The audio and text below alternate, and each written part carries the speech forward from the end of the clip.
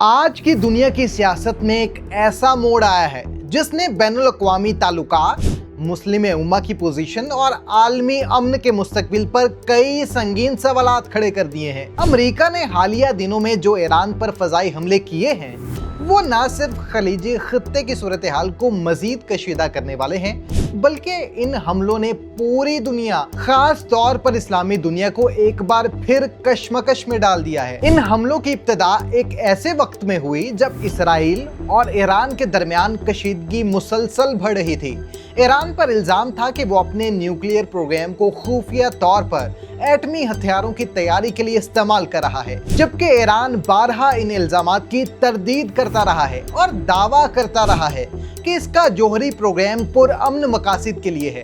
اسرائیل نے یہ موقف اختیار کیا کہ ایران کا نیوکلیئر پروگرام اس کے وجود کے لیے خطرہ ہے اور اسی بنیاد پر اس نے بین الاقوامی سطح پر ایران کے خلاف بیانیہ تیار کیا، جس میں امریکہ اس کا سب سے بڑا اتحادی اور مددگار ثابت ہوا۔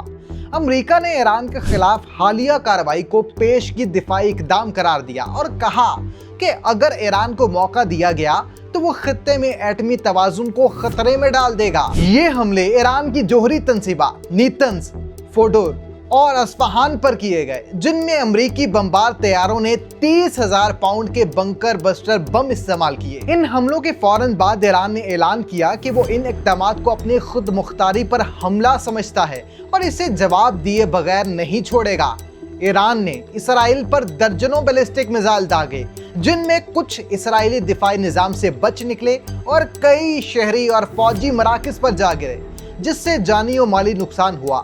اس سارے منظرنامے میں اسرائیل نے امریکہ کے کردار کو کھلے عام سراہا اور اسے ایران کے خلاف اپنی جنگ میں فیصلہ کن مدد قرار دیا۔ اگر ہم اس صورتحال کو گہرائی سے دیکھیں تو ہمیں اندازہ ہوگا کہ امریکہ کا ایران کے خلاف یہ اقدام کسی ایک دن کی پالیسی نہیں بلکہ کئی دہائیوں پر محیط ایک پالیسی کا تسلسل ہے۔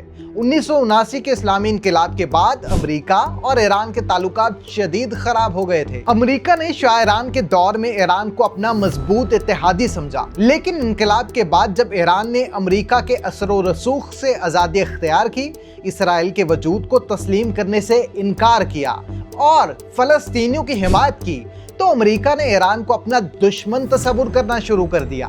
اسی دشمنی کا نتیجہ تھا کہ ایران پر مسلسل اقتصادی پابندیاں لگائی گئیں، اس کی معیشت کو نشانہ بنایا گیا اور اسے عالمی سطح پر تنہا کرنے کی کوششیں کی گئیں۔ ایران کے خلاف ان کوششوں میں اسرائیل ہمیشہ سب سے آگے رہا، کیونکہ اسرائیل کے لیے ایران نہ صرف ایک نظریاتی حریف ہے بلکہ ایک حقیقی خطرہ بھی ہے، خاص طور پر اس وقت جب ایران نے لبنان، شام، عراق اور یمن میں اپنی سیاسی اور عسکری موجودگی بڑھائی۔ ان تمام حالات کے تناظر میں امریکہ کا حالیہ حملہ صرف ایک عسکری کارروائی نہیں بلکہ ایک واضح سیاسی پیغام ہے کہ امریکہ اپنے اتحادی اسرائیل کے لیے کسی بھی حد تک جا سکتا ہے، چاہے وہ بین الاقوامی قوانین کی خلاف ورزی ہو یا پھر اقوام متحدہ کی قراردادوں کی پامالی ہو۔ مگر سوال یہ ہے کہ اسلامی دنیا کہاں کھڑی ہے؟ کیا ایران کی خود مختاری اور سالمیت پر حملہ صرف ایران کا مسئلہ ہے؟ کیا باقی مسلم ممالک اس معاملے سے بری الذمہ ہیں؟ بدقسمتی سے اس سارے تنازع میں اسلامی دنیا کی خاموشی سب سے زیادہ تکلیف دہ اور مایوس کن ہے۔ ترکی کے علاوہ کسی بڑے اسلامی ملک نے کھل کر امریکہ یا پھر اسرائیل کے خلاف کوئی موقف اختیار نہیں کیا۔ ترکی کے دباؤ پر OIC نے اپنا 51واں ہنگامی اجلاس استنبول میں بلایا ہے، جس میں رکن ممالک نے شدید تشویش کا اظہار کیا، مشترکہ فائر بندی کی اپیل کی اور اقوام متحدہ سے مطالبہ کیا کہ وہ اس بحران میں فوری کردار ادا کرے۔ ایران نے اجلاس میں یہ موقف اپنایا کہ اب OIC کو صرف بیانات سے آگے بڑھ کر عملی اقدامات کرنا ہوں گے، جبکہ ترکی کے صدر رجب طیب اردوان نے کہا کہ مشرق وسطیٰ ایک اور جنگ کا متحمل نہیں ہو سکتا۔ پاکستان کے وزیر اعظم شہباز شریف نے ایرانی صدر سے ٹیلی فونک رابطہ کیا، امریکی حملوں کی مذمت کی اور ایران کی خود مختاری کے ساتھ مکمل یکجہتی کا اظہار کیا۔ انہوں نے اقوام متحدہ میں ایران کے حق میں موقف اپنانے کا اعلان بھی کیا اور کہا کہ پاکستان علاقائی امن کے لیے ہر ممکن کردار ادا کرنے کو تیار ہے۔ چینی وزارت خارجہ نے واضح کیا कि मशरिक़ वुस्ता में किसी भी किस्म की एकतरफा फौजी कार्रवाई खत्ते के अमन के लिए नुकसानदेह है और तमाम फरीकैन को तहम्मुल, जिम्मेदारी और मुज़ाकरात का रास्ता अपनाना चाहिए। चीन ने अक़वाम मुत्तहिदा में भी ईरान की हिमायत करते हुए जोर दिया कि तनाज़े का हल सिर्फ सफारती ज़राए से मुमकिन है, न कि अस्करी ताकत से। चीन ने इस बात का इयादा किया कि वो ईरान के साथ स्ट्रेटेजिक ताल्लुकात का एहतराम करता है और मशरिक़ वुस्ता में इस्तेहकाम को आलमी मुफाद समझता है। रूस ने भी इसी तनाज़े को खतरनाक करार देते हुए कहा कि अमेरिका की जानिब से जारी जाहरियत खत्ते को जोहरी तसादुम की तरफ धकेल सकती है। रूसी सदर व्लादिमीर पुतिन ने कहा कि इनका मुल्क ईरान की खुद मुख्तारी और इसके दिफा के हक की हिमायत करता है और वो खत्ते में अपने इत्तेहादियों के साथ करीबी राब्ते में है। ज़्यादातर इस्लामी ममालिक का इसराइल के खिलाफ न बोलना जाहिर करता है कि इस्लामी दुनिया इस वक्त शदीद तकसीम, बेअमली और खारजी दबाव का शिकार है।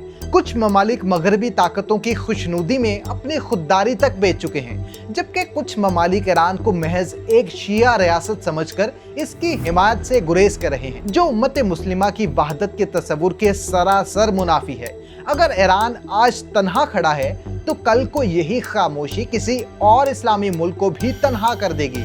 आज शाम, इराक, अफगानिस्तान, लीबिया और फलस्तीन के मसाइल पर मुस्लिम दुनिया ने खामोशी इख्तियार की, तो आज ईरान की बारी आई है और अगर यही रविश रही तो आने वाला कल और भी खतरनाक होगा।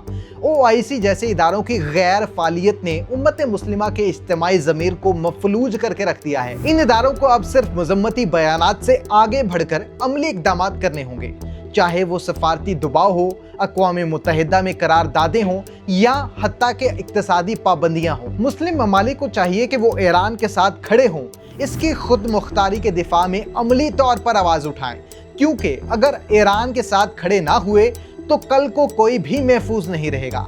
मुस्लिम दुनिया को ये बात समझनी होगी कि अमेरिका और इसराइल की पॉलिसियां सिर्फ ईरान के खिलाफ नहीं, बल्कि वो तमाम इस्लामी ममालिक के खिलाफ हैं जो आज़ाद खारजा पॉलिसी रखते हैं, फ़लस्तीन की हिमायत करते हैं या मगरबी असर से निकलना चाहते हैं। इन पॉलिसियों का मकसद इस्लामी दुनिया को तकसीम करना, कमज़ोर करना और अपने मुफाद के ताबे करना है।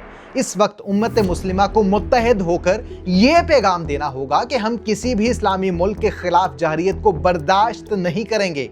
हमें अपनी आवाम को बेदार करना होगा, सोशल मीडिया पर मुहिम चलानी होगी, उल्मा और स्कॉलर्स को मुतहरिक करना होगा और आलमी सतह पर एक मुश्तरका मौक़िफ़ इख्तियार करना होगा। अगर हमने आज भी खामोशी इख्तियार की तो तारीख बेहिस और बुज़दिल उम्मत के तौर पर याद रखेगी। हमें सिर्फ ईरान के लिए नहीं बल्कि अपने लिए, अपने वकार, अपनी शनाख्त और अपने मुस्तकबिल के लिए खड़ा होना होगा।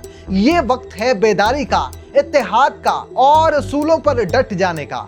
अगर हम ऐसा ना कर सके तो फिर हमें आने वाली नस्लों को जवाब देना होगा कि जब उम्मत मुस्लिमा पर एक और हमला हुआ तो हम क्या कर रहे थे। अगर आप इस चैनल पर नए हैं तो चैनल को सब्सक्राइब कर लें। कमेंट सेक्शन में अपनी कीमती राय से जरूर आगाह कीजिएगा। मुझे दें इजाजत। अल्लाह ने